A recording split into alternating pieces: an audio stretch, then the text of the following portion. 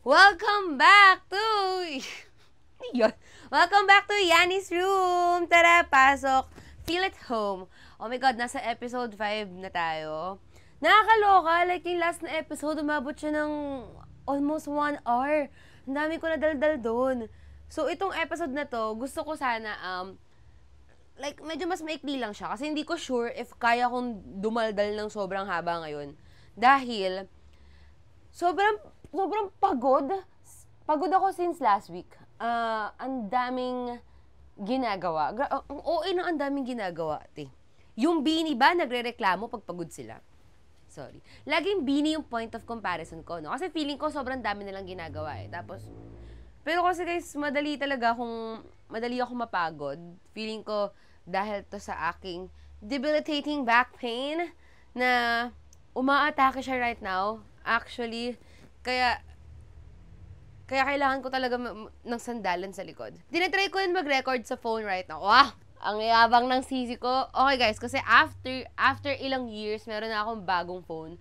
Para sa mga sister ko dyan, na naabutan ako since ang phone ko ay iPhone 6. As in, may time na ang phone ko iPhone 6 na sobrang labo.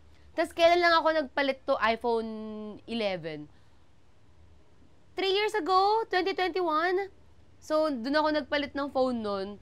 Imagine ha, ang lala, wala lang. Sobrang historical moment lang nung nag-upload ako. Shit, may bagong phone na ako. Kasi ang tagal ko talagang bumili ng phone. O, tapos ngayon, feeling ko na max out ko na siya. Hindi pa siya sira, actually. Ginagamit ko pa nga rin siya eh.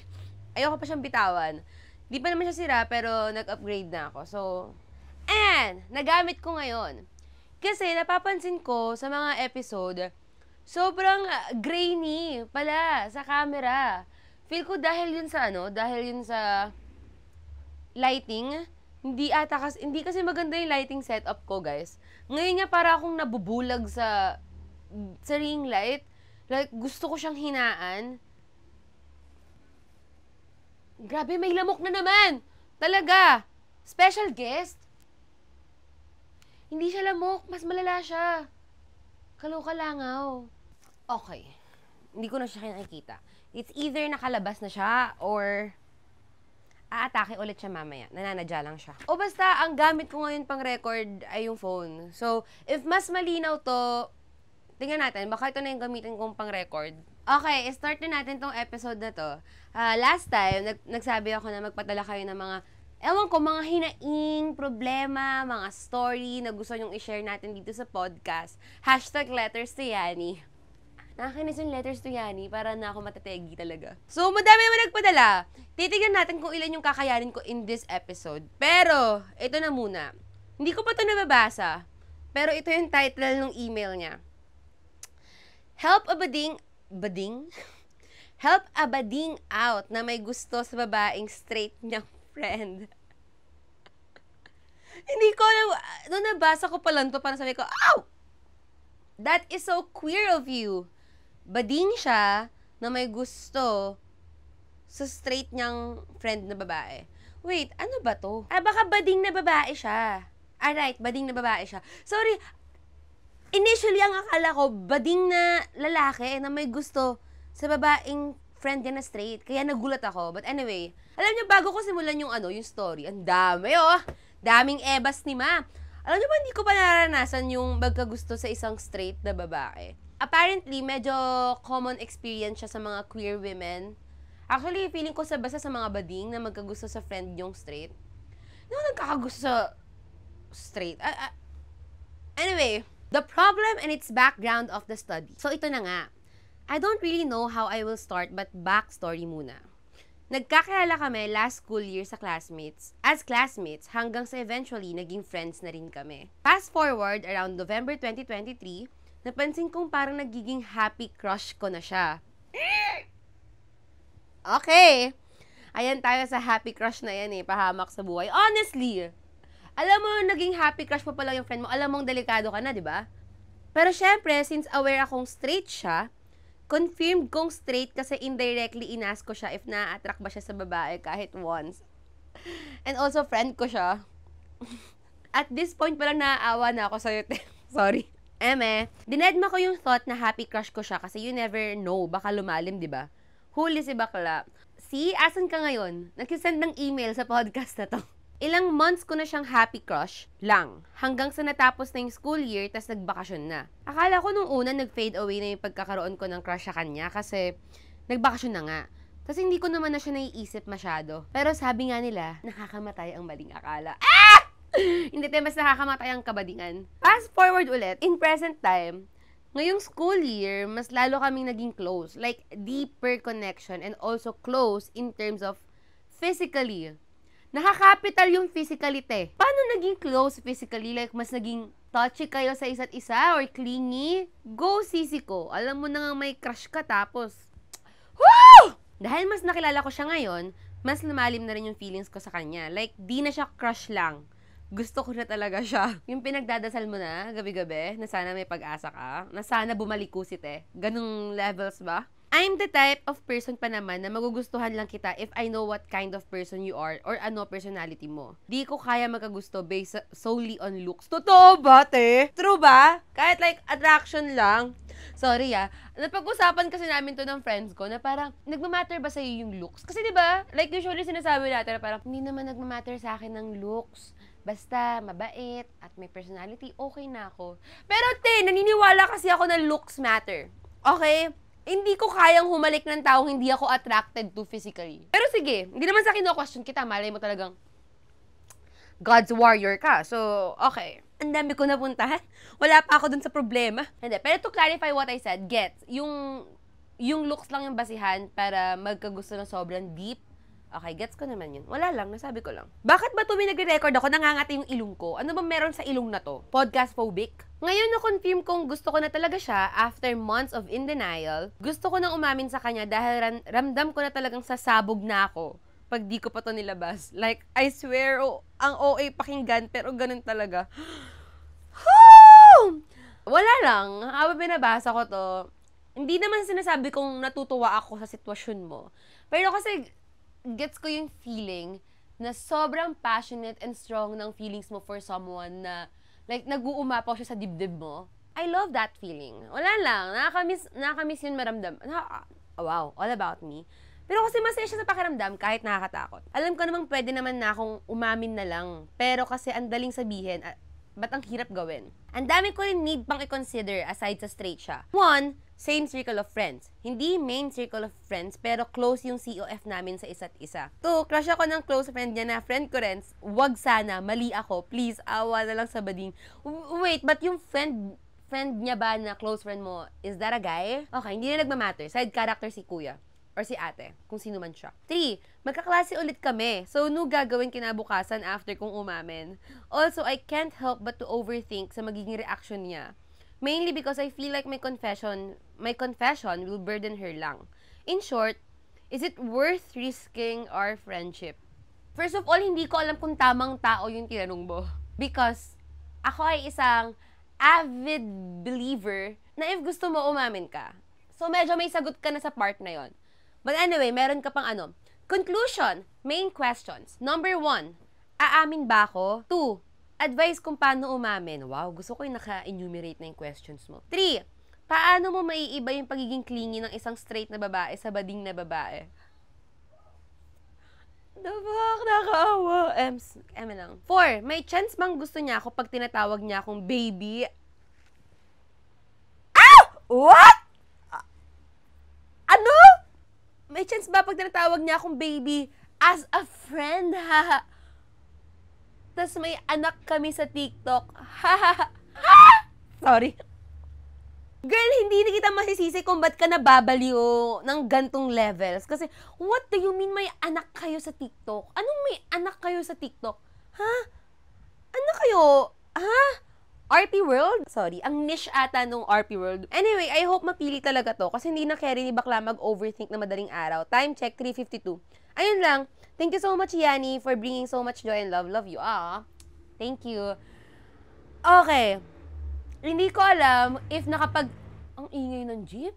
That's giving, ha? Hindi ko alam if nakapaghintay ka pa ba ng isang Thursday para makuha yung sagot mo or baka naman sa sobrang sasabog na yung feelings mo nakaamin ka na last week. So, I don't know.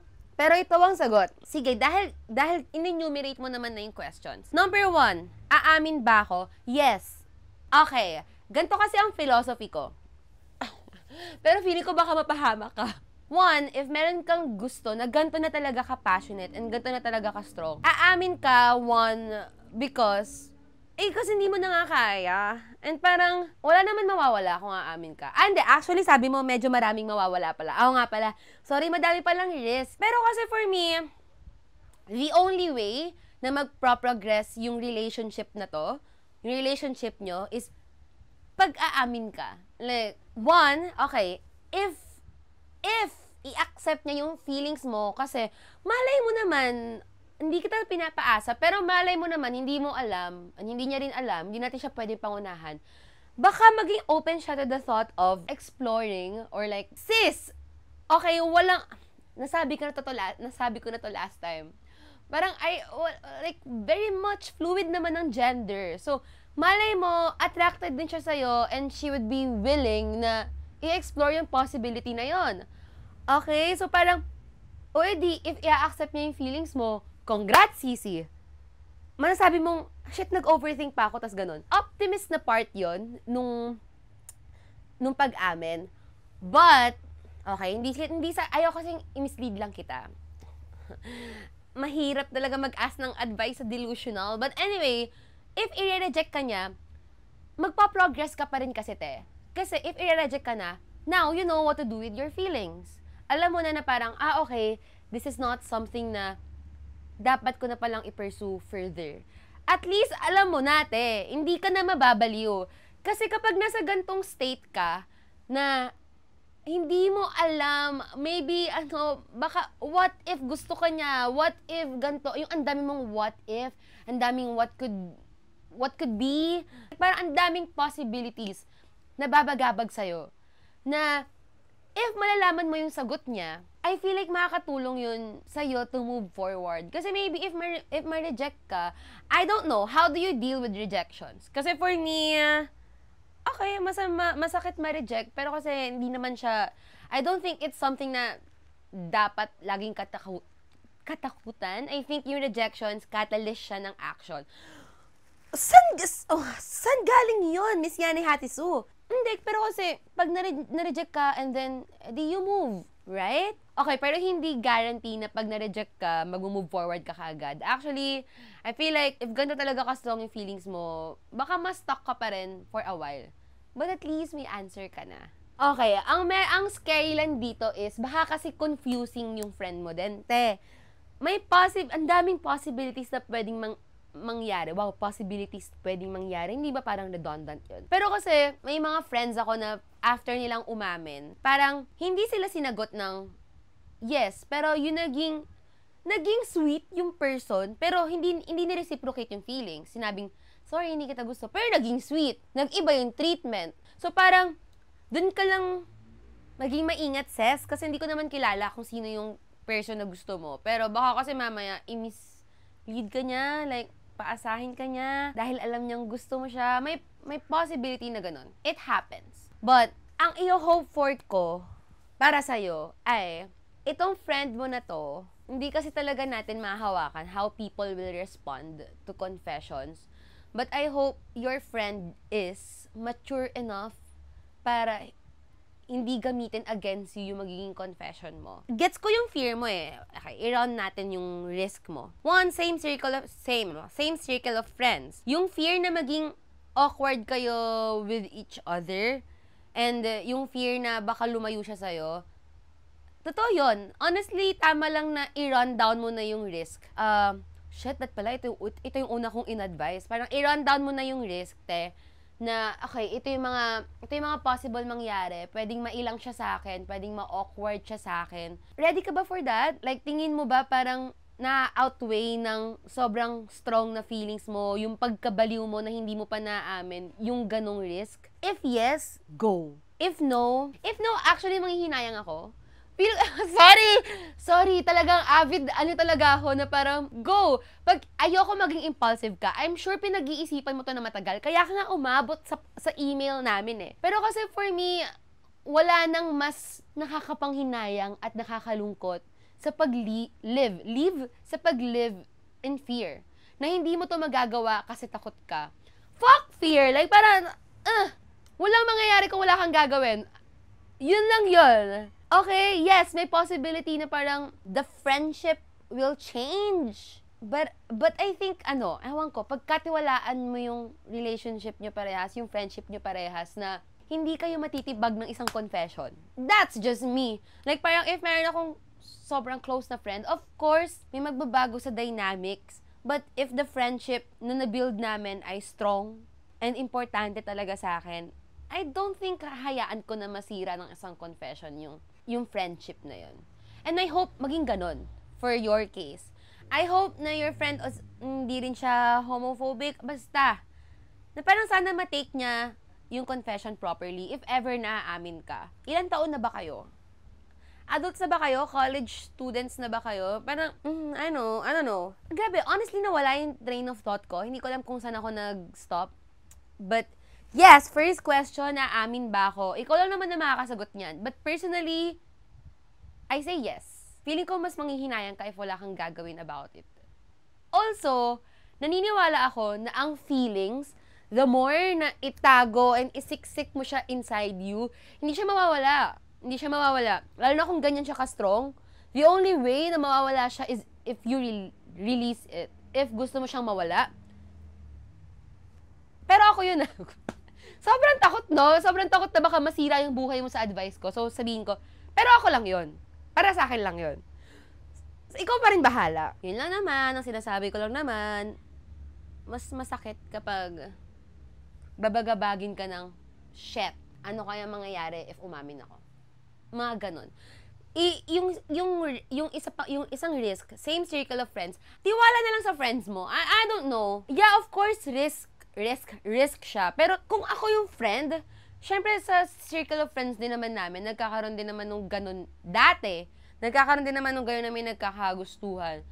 Pero kasi ako, as a friend, or as someone na nasa circle of friends, wala naman akong pake. Like, parang, sila yan eh. Go! Hindi naman para ma-ruin yung buong dynamics namin. Ma-ruin yan if, syempre may magbabago if maging kayo, tas magbe-break kayo. Doon may magbabago. Doon ka na lang mag-worry. Pero wala pa naman eh. Wala ka pa naman doon. So, for now, feel ko hindi naman super big concern yung same circle of friends. Kasi may sarili-sariling buhay naman yung mga friends nyo. I'm sure. And I don't think maapektuhan sila ng isang confession. Next na concern, crush ako ng close friend niya, na friend ko rin. And so, sorry, para dun sa friend na may gusto sa'yo, I don't know, gets ko naman. Tama, feel ko ako yun eh. Gets ko yung magkakaroon ako ng care na parang you don't want to hurt the other friend. But ang thing is, hindi kasi siya yung gusto mo. So, don't let that stop you from, pursuing someone na you love. Feel ko lumalabas yung pagka-reckless ko dito sa advice na to. At feel ko naman kasi hindi naman pagiging reckless yung pinagsasabi ko. Kung pag-iisipan mo siya na maigi. Right? Huwag ka na maging impulsive. Nangangati na naman yung ilong ko. My God, may allergy ata talaga ako every time mag-shoot ako ng podcast. Okay, feel ko naman yung concern mo doon is, what if magkaroon ng problem between them, the close friend and siya? I'm sure masasolve nila yun, te. Feel ko, pag-overthink na to. Pero gets ko yung concern. I'm sure ayaw mo makakos ng trouble and ayaw mo makakos ng hurt to anyone. To her and sa close friend niya na friend mo rin. But the thing is, wala namang, kung hindi ka amin, wala rin namang, wala din namang impact yun dun sa close friend. Gets? I just feel like this is something na hindi dapat mag-stop sa'yo. Okay, yung third na risk, magkaklase ulit kami. So, ano gagawin kinabukasan after kong umamin? I-enjoy mo lang yung tension. I'm sorry. Kasi for sure, awkward talaga kayo. I'm sorry, part talaga siya ng experience. Hindi mo naman pwedeng ipilit na parang normalan lang kayo after mong umamin. Hindi ko nga alam kung paano ka amin. Baka mamaya bigla ka pang maiyak sa kanya kasi, sorry, sobrang gusto kita. Huwag ganun ate. Like, gather your thoughts properly, if kinakailangan gumawa ka rin ng outline, gaya ng ginawa mo dito, and ipaintindi mo sa kanya na wala kang i-expect pabalik. Okay, kasi, yun yung thing about confessions. Kapag umamin ka, syempre, oo naman. Mag-hope ka na sana gusto ka niya rin. Pero you have to, wag mo siyang i-pressure into doing that, if ever. So, ako naniniwala ako, ano ba ang dapat na laman ng isang confession? Hindi. Confession, syempre, describe mo yung feelings mo. If tingin mo makakatulong sa'yo na i-explain mo sa kanya kung kailan nag-start, paano nag-start, okay, go. Feel ko rin helpful na ilagay mo sa confession mo na aware ka sa soji niya, which is straight, and hindi mo siya pinipilit or pinipressure into liking you back. Sorry, te, alam kong that sounds so martyr, pero kasi I think ganun dapat kapag umaamin tayo, we don't pressure the other person into feeling na dapat gustuhin nila tayo pabalik or like required silang gustuhin tayo pabalik. I don't know, I feel like makakatulong lang if ilalagay mo or ihahayag, i-express mo properly na you respect her and her soji, and you respect her as your friend. You respect your friendship. Okay? Na you're doing this confession kasi,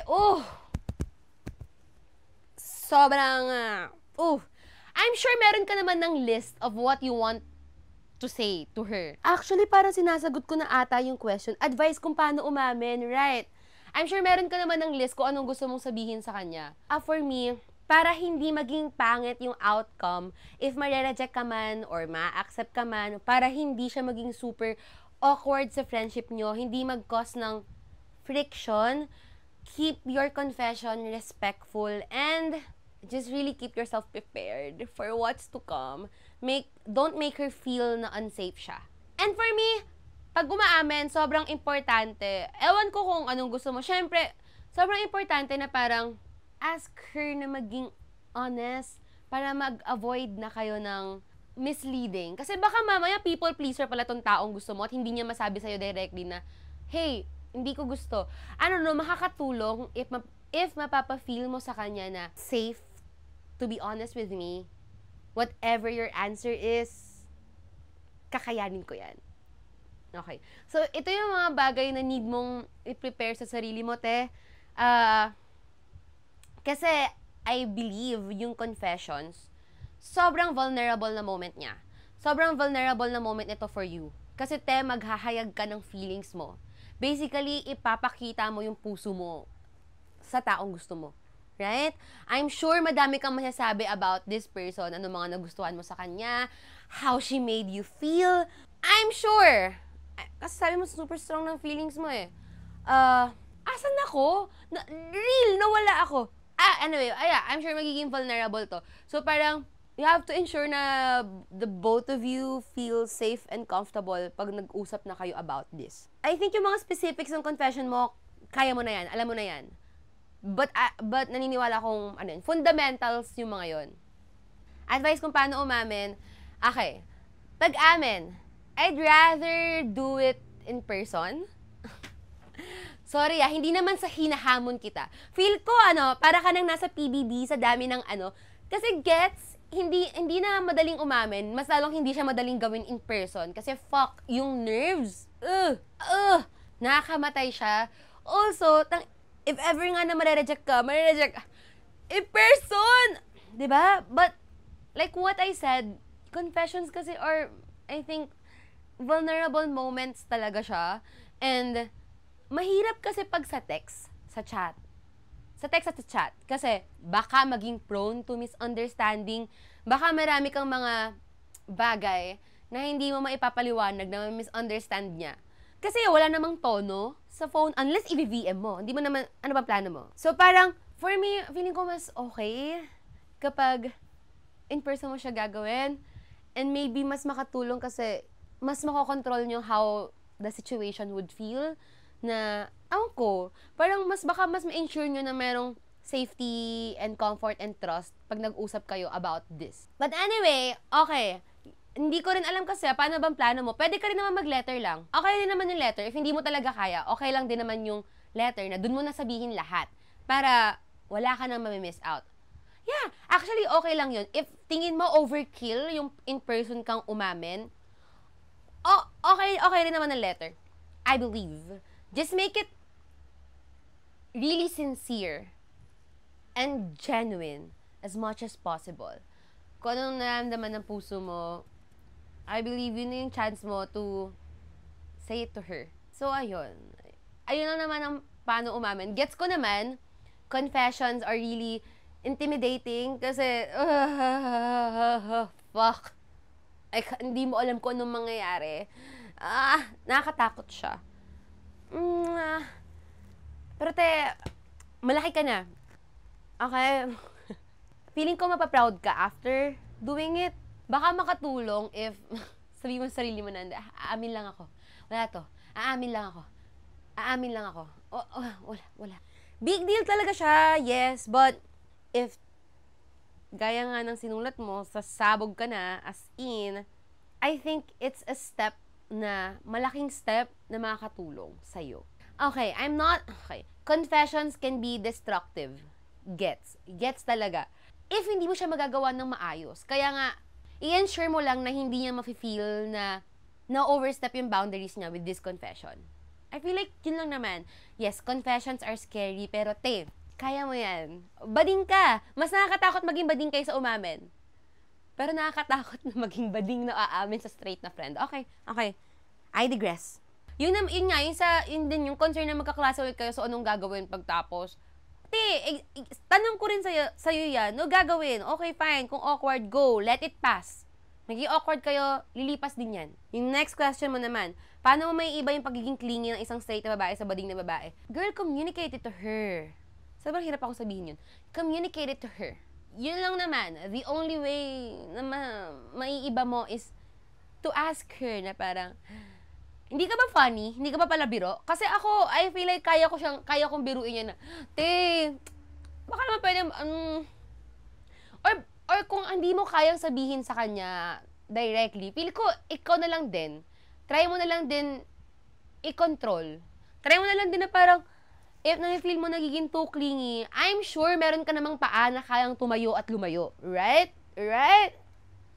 Na-enjoy mo din. Keme.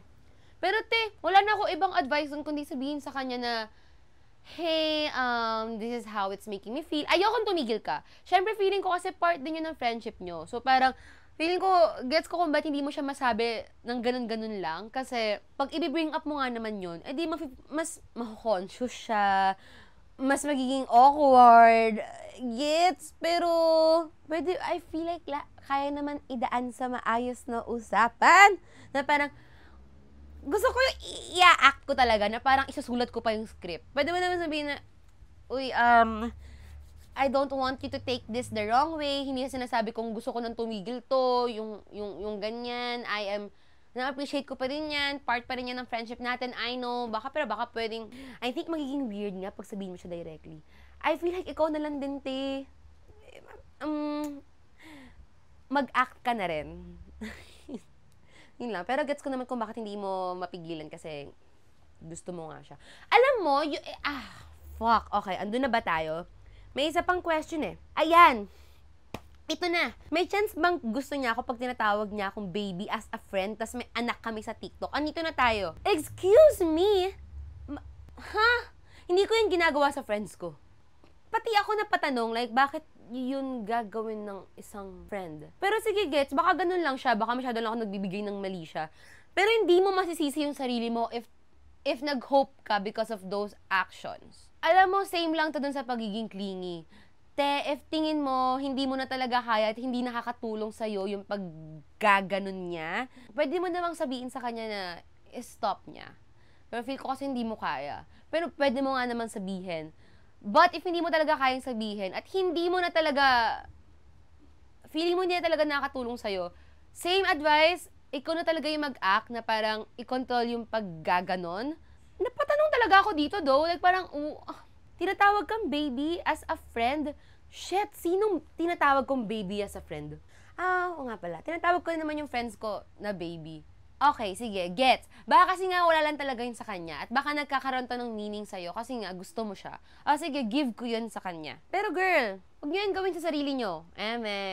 Eme lang, go. Kung dyan kayo masaya, hindi naman mapipigilan eh. Go pa ba, te?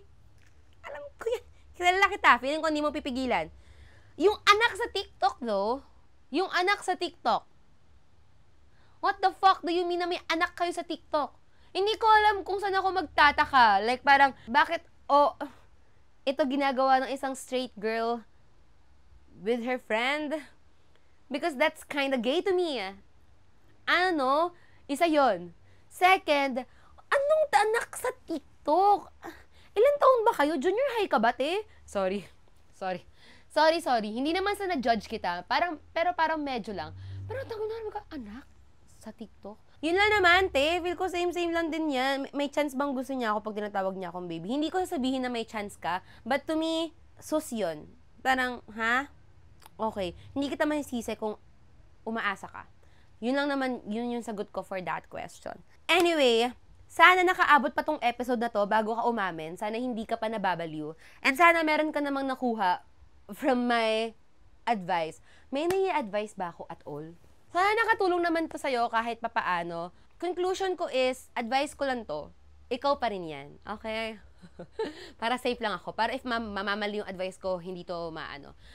I mean, okay, gets ko yung fear. Gets ko yung takot of what might happen, but, girl, just go through it.